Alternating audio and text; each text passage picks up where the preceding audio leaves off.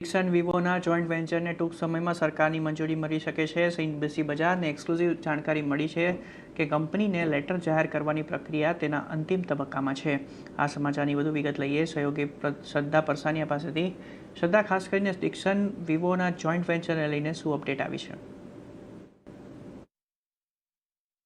जी, तो डिक्सन અને વિવોના જોઈન્ટ વેન્ચરને અહીંયાથી જલ્દીથી જ સરકાર તરફથી મંજૂરી આવતી આપણને જોવા મળી શકે છે એવી સૂત્રો તરફથી અત્યારે માહિતી આવતી જોવા મળી રહી છે।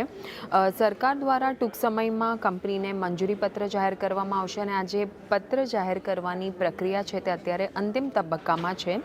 ઇન્ટર મિનિસ્ટ્રીયલ ગ્રુપે પહેલેથી જ આ મંજૂરી આપી દીધી છે અને બંને કંપનીઓએ 2024માં જોઈન્ટ વેન્ચર કર્યા હતા, જે રીતે આપણે જોયું હતું, અને નિયમો હેઠળ કંપની માટે સરકારી મંજૂરી મેળવવી ફરજિયાત છે અને કંપનીની નોઈડામાં ઉત્પાદન પ્લાન્ટ શરૂ કરવાની તેઓની યોજના છે અને મોબાઈલ, ટેબ્લેટ, લેપટોપ અને અન્ય ઇલેક્ટ્રોનિક ઉત્પાદનો પણ કંપની અહીંયાથી આપણને આવનારા સમયમાં બનાવતી જોવા મળશે।